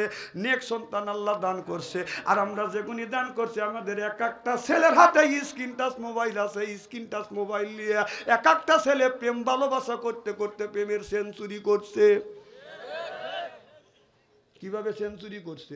এক একটা ছেলে মোবাইলের মধ্যে বাদান প্রেম ভালোবাসা করতে করতে প্রেমের সেঞ্চুরি করছে, বিয়ে করছে, বিয়ের আগে 8টা ভালোবাসা করছে, বিয়ে করছে, ওইটা দিয়ে হয়েছে বাদান 9টা। কথা কি বুঝতেছে? বাসর ঘরে যাইয়া, বাসর ঘরে যাইয়া স্বামী স্ত্রী বাসর ঘরে যাইয়া 4টে জায়গা যদি বিবিকে চুমা দেয়, কুব বালাতে খাতনি, কুব বালাদি ইয়াদি, কুব বালাদি রেজবি, কুব বালাদি আয়না আইনি, 4টে জায়গা যদি বাদান চুমা দিয়ে স্বামী স্ত্রী 2 রাকাত নামাজ পড়িয়ে আপনার আল্লাহর কাছে হাত তুলে যদি মোনাজাত করে, আপনার স্বামী স্ত্রীর জীবনের শুরু থেকে বাসর ঘরে রাখ পর্যন্ত আল্লাহ সগীরে গুনাহগুনি মাফ করিয়ে দেয়। স্বামী বাসর ঘরে যাইয়া ওই সমস্ত আমল নাই, বাসর ঘরে যাইয়া স্বামী গল্প করতেছে, বিবি আমি ঠকি নাই, আমি ঠকি নাই রে। বউ কয় যে আজকে হলো আমার বাসর ঘর, আজকে দুজন আলাপ আলোচনা করবো, দুঃখের সুখের কথা বলবো, আর তুমি গান গাইতে চাও। বউ স্বামী বলতেছে আমার সাথে সুখী মানুষ কেউ নেই, আমি আজকে সলির জিনিস পাইছি আর তাক ঠকাইছি। ও ভাবছে তো ওইটাই সলির। আবার কথা, বিবি আমি ঠকি নাই, আমি ঠকি নাই রে, তুমি আমার 9 নাম্বার বিবি রে। কব সর্বনাশে, আমার আগে 8 টাকা তোক দিয়ে 9টা। বউ করছে কি কথা শুনে দব্বাস করে খাতের উপরে পড়ে গেছে। স্বামী কয় পইলে খা, বউ কয় কানের বগল দিয়ে আল্লাহ বাঁচাইছি। কি হয়েছে? বউ বলতেছে স্বামী আমু ঠকি নাই, আমি ঠকি নাই রে, তুমি আমার 10 নাম্বার স্বামী রে। আমার আগে 9 টাকা তোক দিয়ে 10টা।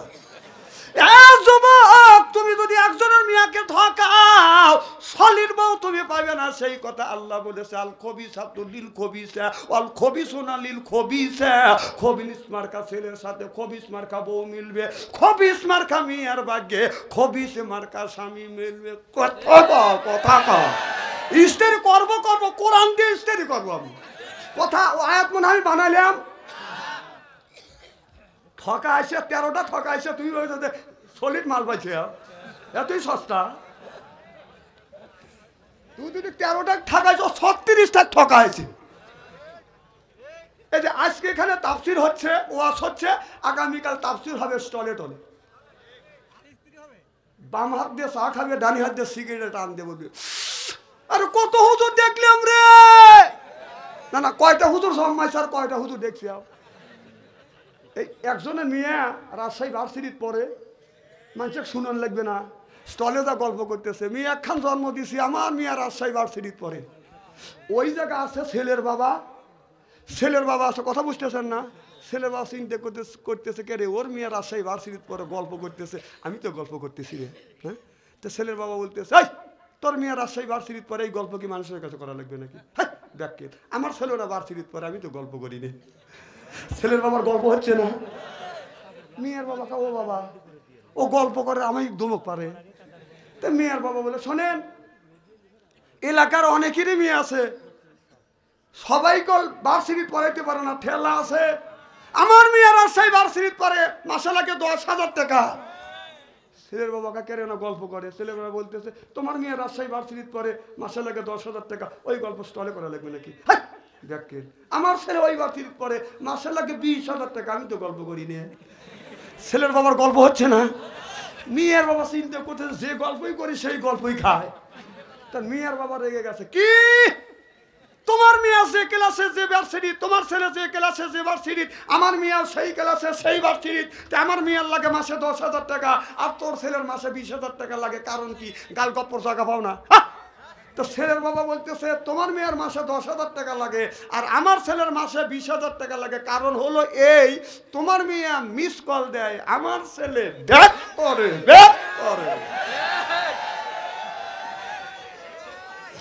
ভালো ভালো, আমি বসি না, আইসি একবারে।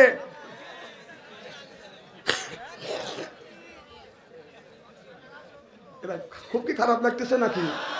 সিরাহান দেখছেন না?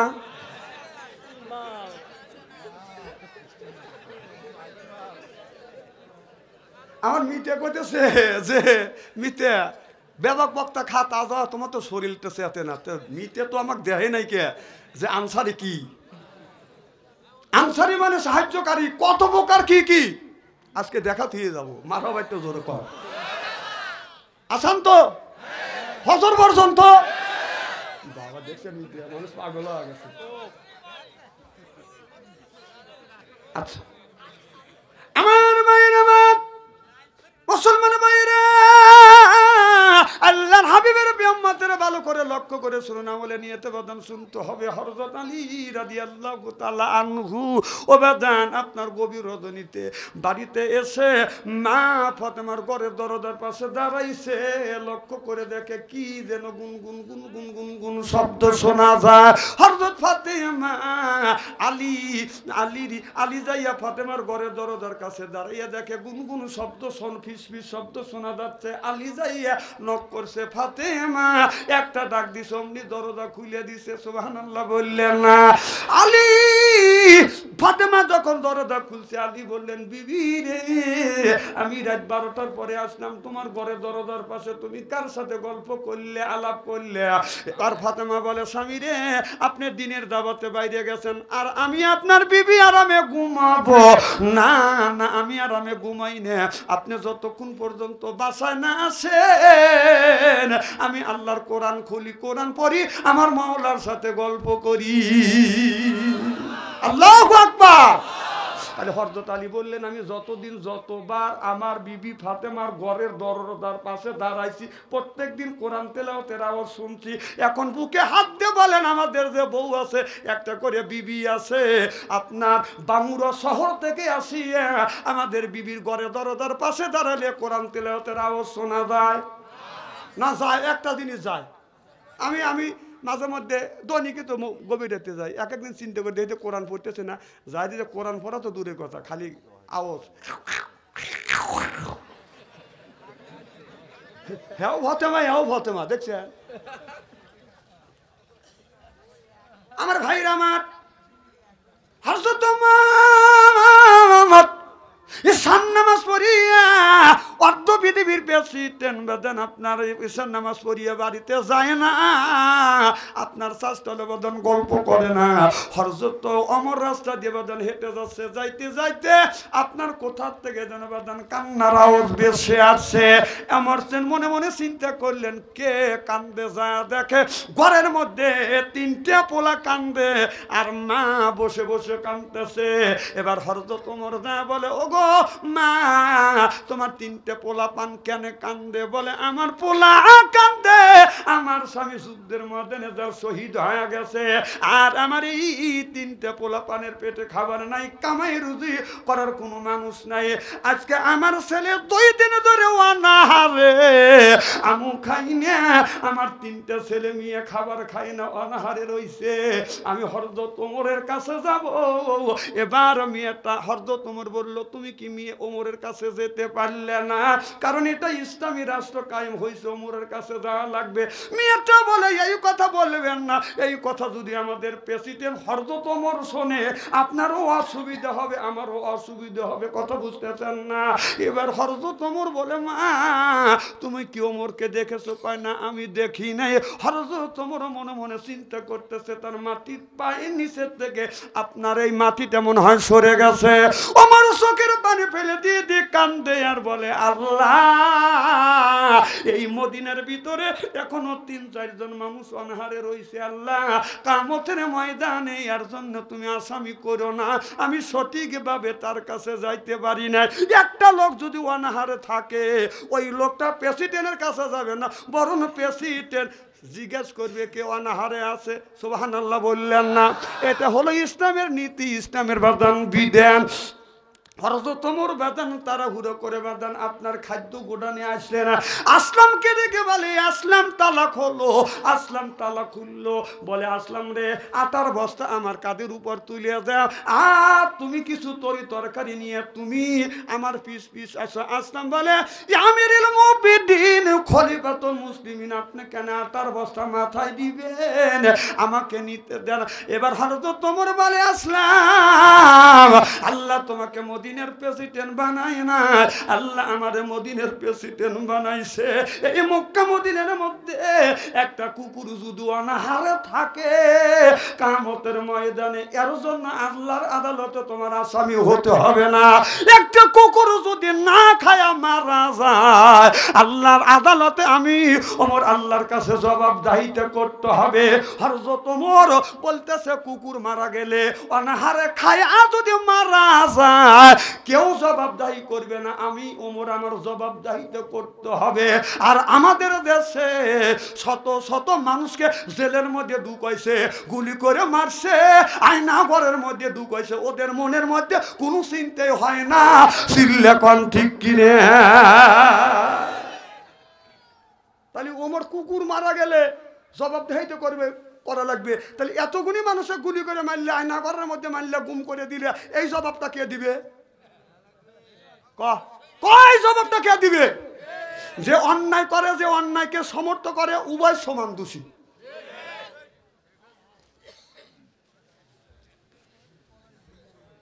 খুব খারাপ লাগতেছে মনে হয়। তাহলে আমার ভাইয়েরা, আমার কুরাইশ বংশের মানুষ কোনোদিন একটা বোঝা মাথায় নেয় নাই, কিন্তু জনপ্রতিনিধি হইয়া বাদান আপনার প্রদাতা বাদান মাথায় নিয়ে যাচ্ছে। এবার আসলাম পিছে পিছে যাচ্ছে, যাইয়া ওই বাড়ির মধ্যে যাইয়া হযরত ওমর বাদান আপনার ময়দা, এদিক তাকান, চেহারা কি একবার খারাপ নাকি? খালি ওদিক ওদিক তাকাচ্ছে। হযরত ওমর পানি দিয়ে আসলামকে বললো, আসলাম পানি নিয়ে আসো। ওমর ময়দা হাতে গোলাইয়া আপনার এই রকম করে রুটি বাদান বেলুন দিয়ে বানাইয়া রুটি ভাজি করতে, তো রান্না করার অভ্যাস নাই। আগুন ধরা দেয়, একবার চলে, একবার নেবে, একবার ধুমা ওরে। ওমর যখন ফুৎকর মারে, হাসেলে যখন বাদান ফুৎকর মারে, মেয়েটা দূর থেকে লক্ষ্য করে দেখে একজন মুরব্বী মানুষ, দাড়িওয়ালা, লম্বা লম্বা দাড়ি, জুব্বা গায়ে দিয়ে রুটি ভাজি করছে। তরকারি রান্না করবার পরে দুইটা তিনটে ছেলেকে ডেকে নিয়ে কোলে বসাইয়া রুটি খাওয়ালেন। আর মেয়েটাকে বলেন, ওগো মা, এই রুটিটা তুমি খাজো। এই বলিয়া হযরত ওমর বাদান চলে আসলেন। আসিয়া হযরত ওমর কিছু দূরে এসে বাদান দাঁড়িয়ে গেলেন। হযরত আসলাম বলে, আমিরুল মুমিনিন, খলিফাতুল মুসলিমিন, আপনি কেন দাঁড়িয়ে গেলেন? বলে, আসলাম, এই জায়গা দাঁড়াইয়া আমি এই তিনটা ছেলের কান্না শুনছি। এই জায়গা দাঁড়াইয়া ছেলেরা মেয়েরা পেট ভরে খাবার খাইলে লাফালাফি করে, আমি যদি ওদের আনন্দ না দেখাবো, এতক্ষণ পর্যন্ত এখান থেকে আমি সরব না। ওই ছেলেরা ১.৫ দিন ২ দিন ধরে অনাহারে ছিল, কান্নাকাটি করছে, পেটে খাবার গেছে, আপনার হাসি কান্নার বাদান লাফালাফির বাস পাইছে। হযরত ওমর বলো, চলো আমি বাড়ি যাই। চিল্লা চিল্লা কোন মারহাবা। হযরত ওমর গভীর রজনীতে ওই মেয়েটাকে খাবার দিয়ে আসিয়া রাত ১২টা ১টার পরে বাড়িতে যায়। বিবি ঘরের দরজার পাশে দাঁড়াইছে। আব্দুল্লাহর মা একটা ডাক দিছে, অমনি দরজা খুলে দিছে। সুবহানাল্লাহ। হযরত ওমর বলে, আব্দুল্লাহর মা, যতদিন আমি যতবার তোমার ঘরে দরজার পাশে আসছি, একটা ডাকের বেশি ২টা ডাক দিতে হয় নাই, তুমি কি ঘুমাও না? আব্দুল্লাহর মা বলে, স্বামী, আল্লাহ তোমাকে জনপ্রতিনিধি বানাইছে, জনগণের কাজের জন্য, দিন প্রতিষ্ঠা করবার জন্য। আপনি বাইরে যাবেন আর আমি আপনার বিবি আরামে ঘুমাবো? না না, ঘুমাই না, যতক্ষণ পর্যন্ত আপনি না আসেন আমি নফল নামাজ পড়ি আর বসে বসে আল্লাহর নামের জিকির করি। চিল্লা চিল্লা কোন মারহাবা। আল্লাহ আল্লাহ মিকুনা শামসু কামা, আল্লাহ আল্লাহ মিকুনা আরদু জামা, আনতুম আওলানা বাসতুম, মুসলিম কিসান হায়, আনতুম আওলানা বাসতুম, মুসলিম হোতা কাম হায়। সুবহানাল্লাহ। হযরত ওমর বলে, যতদিন বিবির ঘরে দরজার পাশে গেছি, একটা ডাকের বেশি ২টা ডাক দিতে হয় না। আর আমাদের ঘরে ঘরে আব্দুল্লাহর মা আছে, আপনার বাঙ্গুরা শহর থেকে রাত ১২টার পরে আসিয়া আব্দুল্লাহ মার ঘরে দরজার পাশে দাঁড়াইয়া ডাকবেন, আব্দুল্লাহর মা, খবর নাই। ও আব্দুল্লাহর মা, জবাব নেই। ও আব্দুল্লাহর মা, না না, একই এরকম মহিলা আছে না? বাহ, বাকি আছে সব ওয়াজ করবো নে। খুব খারাপ লাগতেছে। নারায়ণ তাকবীর। নিতে আমি মনে হয় স্টেজে আইছি, রাত বাজে 12টা, শেষ হয়ে গেছে, উর্ধে বাজে। এরা ভাবতেছে সবে মাত্র আমু আছি, আপনারা এসে বসতেন। একটা লোকের চোখের পাতা বন্ধ হয় নাই। আমি অন্তর থেকে দোয়া করি আল্লাহ যেন জান্নাতে যান কামল শিখে দেয়। আমিন কর।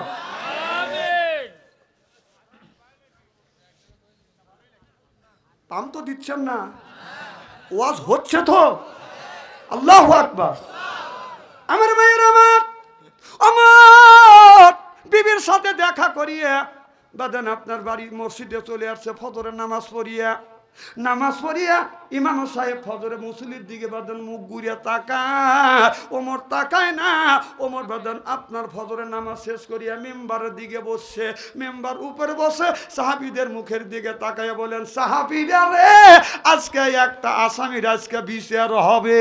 সব সাহাবী বাদেন বসে গেলেন। আমিরুল মুমিনিন খলিফাতুল মুসলিমিন বিচার করবে। কেউ অন্যায় করছে তার বিচার করবে, চূড়ান্ত বিচার।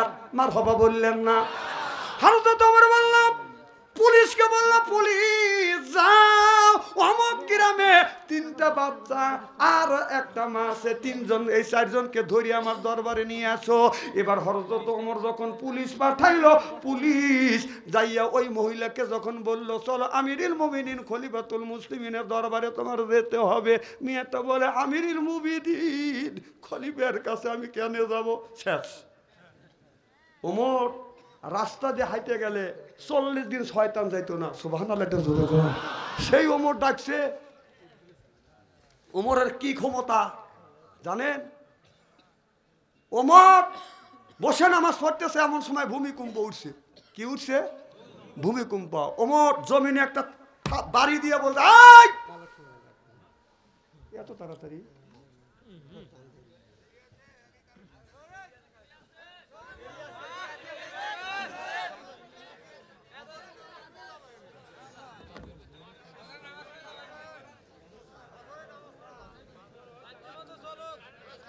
আমার ভাইরা, আমার ভালো করে লক্ষ্য করে শুনুন। ঘুম ধরছে?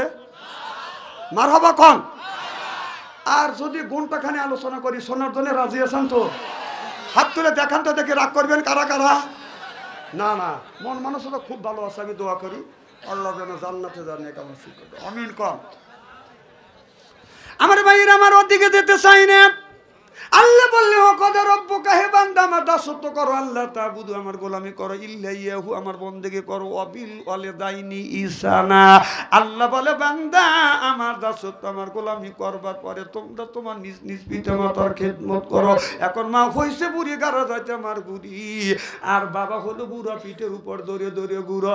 শ্বশুর হলো আব্বা জান, শাশুড়ি হচ্ছে আম্মা জান, বিয়ে করছে পিয়েরা জান। এরা হবো জানের জান, পরাণের পরাণ। জোর কন ঠিক কিনে?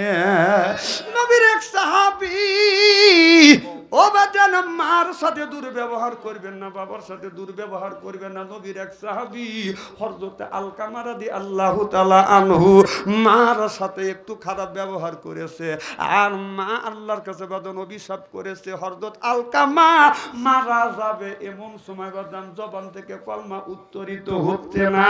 এবার সাহাবীরা বলতেছে, আলকামা তুমি বলো লা ইলাহা ইল্লাল্লাহ। আলকামার জবান থেকে বাদান সব কথা উচ্চারিত হয়, কিন্তু কলমাটা উচ্চারিত হয় না। কি রে আলকামা, কি হয়েছে? আলকামা কয়, তাড়াতাড়ি আমার বিশ্ব নবীকে ডাকো। আমার নবীকে বাদান ডেকে আনলেন। আমার নবী এসে বলে, আলকামা তুমি বলো লা ইলাহা ইল্লাল্লাহ। আলকামা লা ইলাহা ইল্লাল্লাহ জবান থেকে উচ্চারিত হয় না, মনে উদয় হয় না। আলকামা কান্দে আর বলে, নবী গো, আমি তো এই কথা উচ্চারণ করতে পারছি না। আমার নবী পেরেশান হয়ে গেলেন। আমার সাহাবী যদি আলকামার মৃত্যুর সময় যদি কলমা নসিব না হয়, আমার আলকামা জাহান্নামী হয়ে যাবে। আমার নবী বলে, আলকামা দেখো তুমি গ্রামবাসীর সাথে দুর্ব্যবহার করছো কিনা। আলকামা বলে, ইয়া রাসূলুল্লাহ, আমি দুর্ব্যবহার করি না।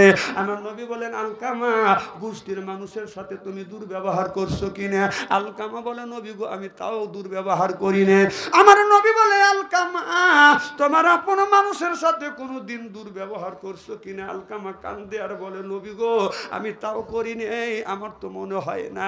আমার নবী বলে আলকামা তুমি তোমার মা বাবার সাথে দুর্ব্যবহার করছো কিনা? আলকামা বলে ইয়া রাসূলুল্লাহ ইয়া হাবিবাল্লাহ আমি আমার মাকে একদিন গালি দিয়েছি, তাতে আমার মা আমার গালি শুনে কেঁদেছে। রসুল গো এইটুক আমি করেছি। আল্লাহর নবী বললেন আমার বোঝা আর বাদ নাই, মার সাথে দুর্ব্যবহার করছো, মা অভিশাপ করছে বিদায় আল্লাহর দরবারে কবুল হয়েছে, এখন তোমার জবান থেকে কলমা উচ্চারিত হচ্ছে না। আমার নবী বলে সাহাবীরে রে তাড়াতাড়ি যাও আলকামার মাকে ডেকে আনো। আলকামার মাকে ডেকে আনলেন, ডেকে বলে আলকামার মা তোমার বেটা আলকামা মারা যাবে, কলমা উচ্চারিত হচ্ছে না, তুমি তোমার বেটাকে বলো মাফ করে দাও তোমার বেটাকে।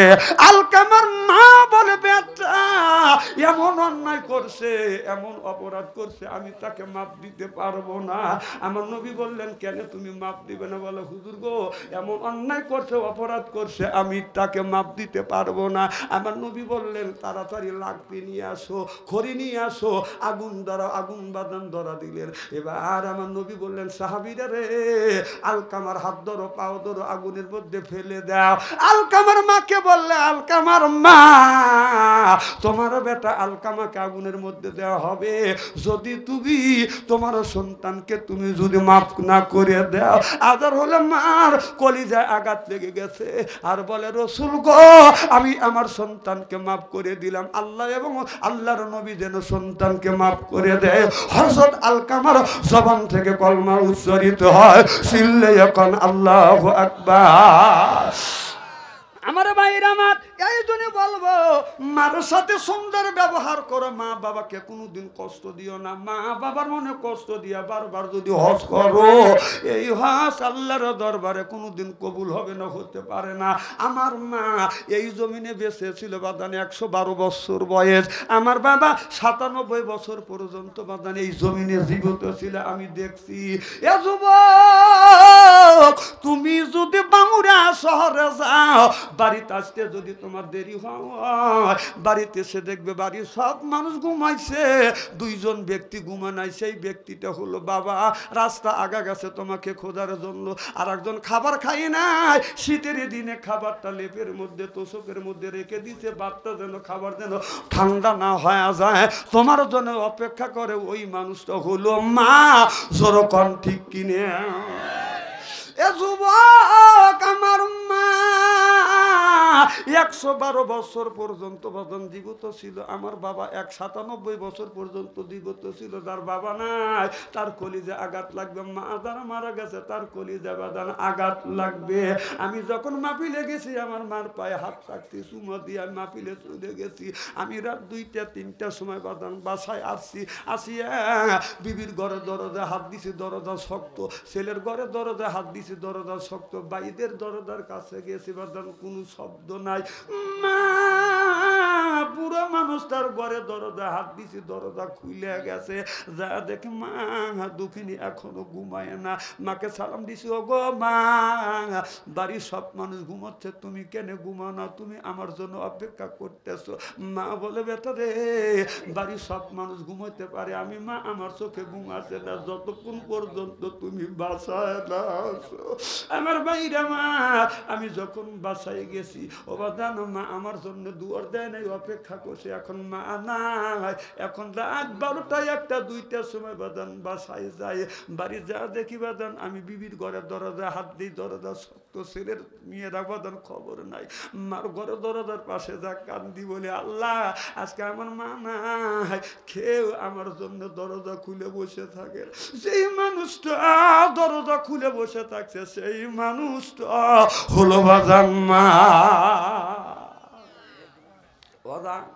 যার মা নাই, যার বাবা নাই, তার কলিজে আঘাত লাগবে, চোখে যদি পানি আসে বাদান ওই লোকটার চোখে বাদান পানি আসবে। আমি দেখেছি আমার মা, আমি যখন রাত 2টা-3টার সময় বাদান বাসায় আসছি, ও বাদান আসিয়া যখন মারে ডাক দিছি, আমি প্রত্যেক দিন এসে দেখছি মা কোনোদিন বাদান ঘুমায় না।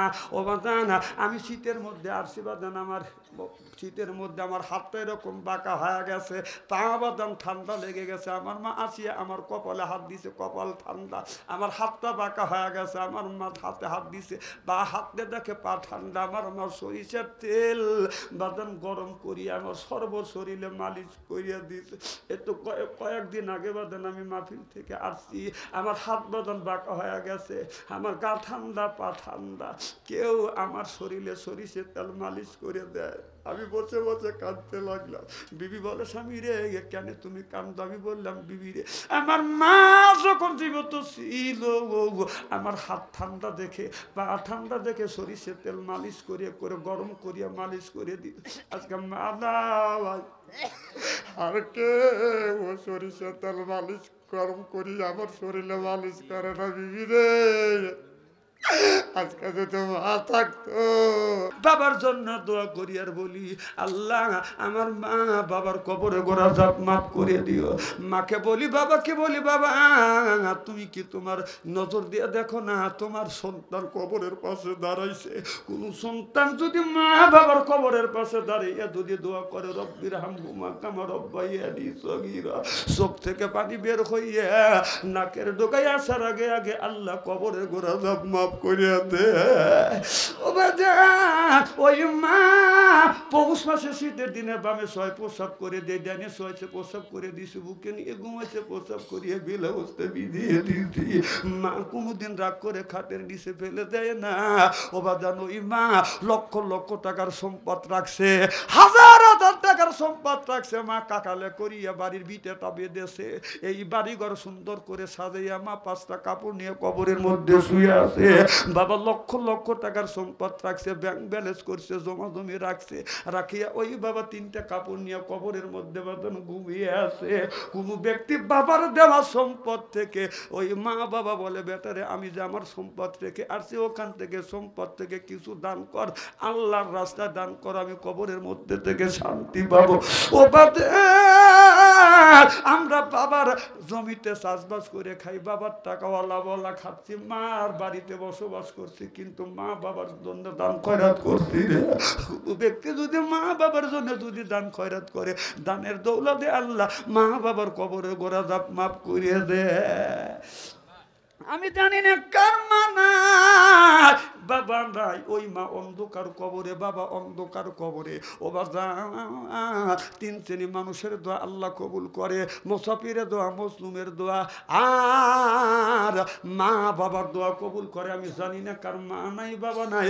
এই জায়গা বাদান আমি 10 জন মানুষের কাছে 10,000 টাকা চাই, একজনের কাছে বাদান 5,000 টাকা আছে, একজনের কাছে 10,000 টাকা আছে, 1,000 করিয়ে 10 জন ব্যক্তির কাছে 10,000 টাকা চাই। কে দিবেন 1,000 টাকা? নগদ যদি না পারেন, বা কি নাম, জহির পরামানিক 1,000 টাকা একটু লেখেন। 2 নম্বরকে একটু তাড়াতাড়ি হাত তুলবেন, কি নাম?